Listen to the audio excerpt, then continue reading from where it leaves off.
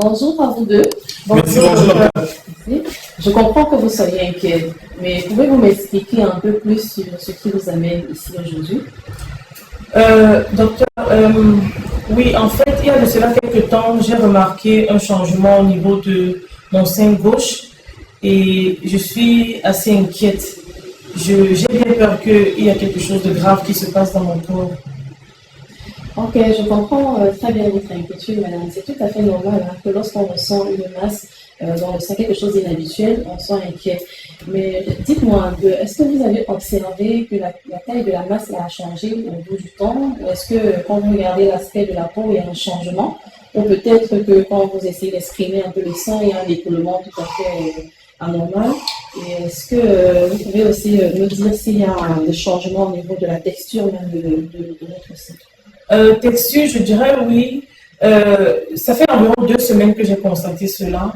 Et la douleur, non, ce n'est pas vraiment douloureux. Et les écoulements au niveau de ma melon non plus, je n'en ai pas. Mais l'aspect, ça m'inquiète quand même. Je suis sûr que c'est rien de grave. Elle a toujours tendance à s'inquiéter pour rien en fait. Okay. Beaucoup de masses dans le sang peuvent être de nature bénigne. On a par exemple des kystes ou des fibroadénomes. Voilà. Et les raisons pour lesquelles on peut avoir des lésions dans le sein peuvent être soit des problèmes hormonaux, des lésions hormonaux, soit des infections même. Voilà, c'est ce que je disais, c'est ce que je lui ai dit. Et des fois, très rarement quand même, on a des tumeurs. Des tumeurs au sang explorées. Il faudrait vraiment qu'on explore lorsqu'on a des... Il faudrait, pour en savoir plus sur cette nature de cette tumeur, faire des examens au laboratoire. Et qu'on fasse des examens tels que une mammographie ou une échographie. D'accord. Docteur, quels sont les facteurs qui peuvent indiquer que c'est un cancer? Alors, les signes préoccupants lorsqu'on a une masse comme celle-là, c'est déjà un changement au niveau de l'aspect de la peau qui peut être rétracté. On peut être rétracté également au niveau, on peut avoir une rétraction au niveau du mamelon également.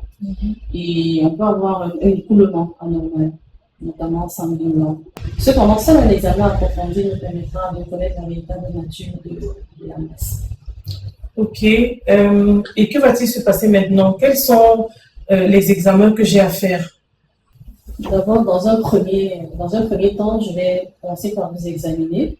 À l'issue de l'examen, je vais vous prescrire de faire une échographie, une mammographie. Et si besoin, on fera une biopsie, c'est-à-dire un prélèvement dans la masse pour examiner afin de comprendre mieux la nature de cette masse. Oh, une biopsie.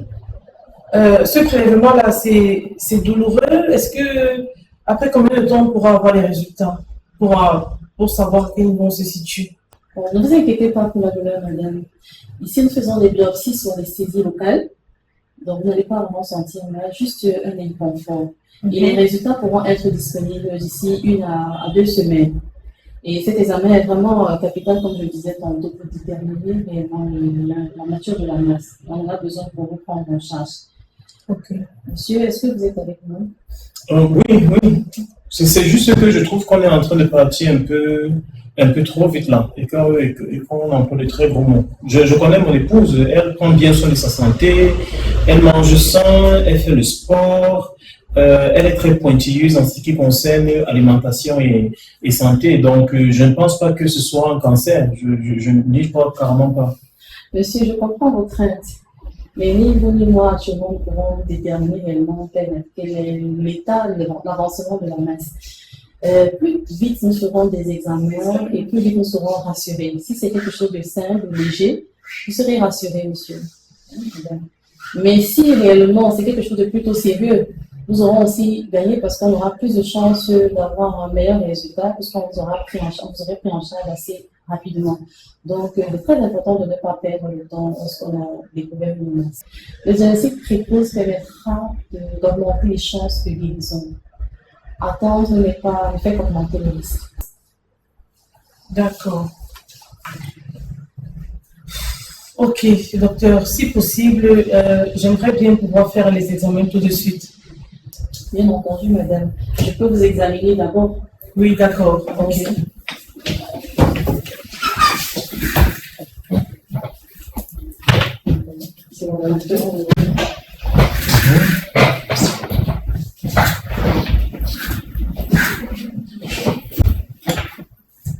Ok, docteur.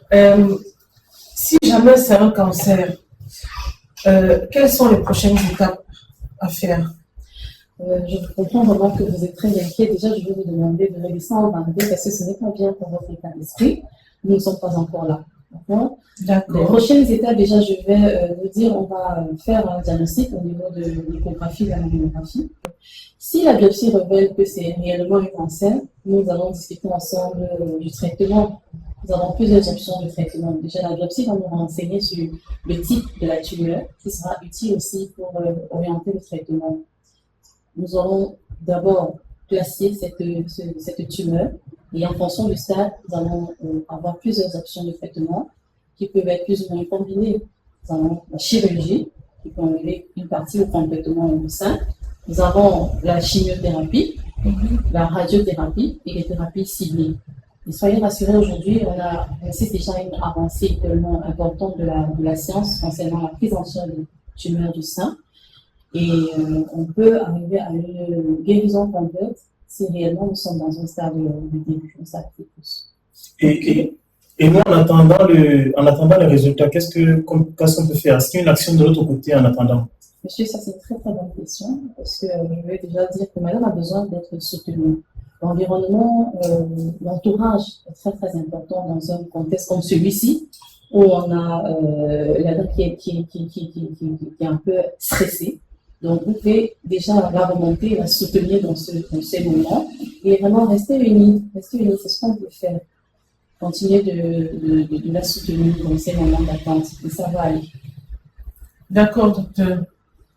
Je vous remercie beaucoup, vraiment. Et quoi qu'il arrive, nous sommes là. D'accord? Quoi qu'il arrive, vous pouvez compter sur nous. Merci, docteur. merci beaucoup. Merci. Merci beaucoup. On se revoit donc dans 2 semaines environ, c'est ça? C'est ça. Pour les résultats. Exactement. Dans 2 semaines, nous aurons les résultats. Merci. Portez-vous bien d'ici là. Merci bien. Bonjour. Bonjour, docteur. Bonjour, docteur. Merci. Bonjour. Et comment vous allez? Ça va, nous appréhendons ce que vous allez nous annoncer aujourd'hui, mais sinon, ça va, par la grâce de Dieu. D'accord. On va y aller. D'accord. J'ai les résultats avec moi et j'ai 2 nouvelles à vous annoncer. Il y a une bonne nouvelle et une nouvelle, je vais dire, pas très bonne. Ok. Nous avons fait la biopsie et elle révèle qu'il s'agit effectivement d'un cancer. D'accord? Mais un cancer à un stade qui n'est pas très avancé. C'est-à-dire que la tumeur reste encore localisée au niveau du sein. Mais elle peut évoluer très vite. Ok. Et c'est quoi la bonne nouvelle alors? Vous savez, on a une tumeur qui est au stade 3 déjà. Ça veut dire que la taille est environ déjà autour de 3 cm. Et il y a une atteinte des tissus environnants qui est presque en train de se faire. Mais nous ne sommes pas encore à une atteinte en dehors du sein. Et il faudrait qu'on fasse un traitement en urgence parce que sinon, si on atteint le stade 4, le traitement définitif devient plus difficile à réaliser. Docteur, et qu'est-ce qui doit se passer maintenant? Est-ce que je dois subir une ablation du sein? Non. Docteur, on n'est pas nécessaire, c'est pas nécessaire d'arriver là, non. Il y a d'autres solutions, moins. Effectivement, je comprends votre inquiétude parce que c'est surtout ça que nous avons à gérer tout au long de notre quotidien. L'ablation du sein peut être partielle, peut être totale, mais on prévient que quand on arrive à faire une ablation complète, c'est parce qu'on devrait vraiment donner plus de chances, les chances de ne pas avoir de récidive. Particulièrement quand on est à ce stade comme le vôtre, stade 3, ce qui est recommandé, c'est d'enlever complètement le sein. Je comprends que une mastectomie s'accompagne très souvent d'affections psychologiques, mais il faut faire la part des choses. Il faut essayer de peser le pour et le contre. Donc, vraiment, je vais vous laisser le temps de réfléchir. Je ne sais pas de réfléchir, mais c'est ce qui est la bonne attitude à faire, c'est d'enlever complètement le sein. Et ensuite, on passera à d'autres traitements de chimiothérapie, de radiothérapie. Donc, je pense que je vais vous laisser le temps d'y réfléchir. On va prendre un autre rendez-vous On va prendre notre rendez-vous pour pouvoir avancer. Ok, docteur. D'accord, docteur. On viendra dans vous voir pour commencer le traitement plus tôt. D'accord, madame. Et surtout, soyez rassurés, d'accord? Il n'y a pas de situation impossible dans la vie. On va faire tout notre possible pour continuer à prendre soin de vous. Ça va aller, soyez rassurés. Merci beaucoup, docteur. Merci beaucoup. Merci beaucoup. Merci, bonne journée à vous. Merci.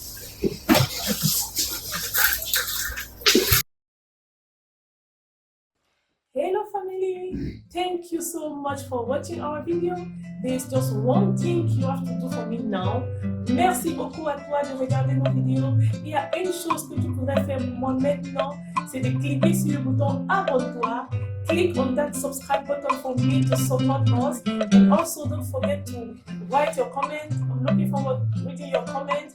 Et n'oublie pas de partager et bien sûr d'écrire des commentaires parce que nous nous réjouissons de lire vos commentaires.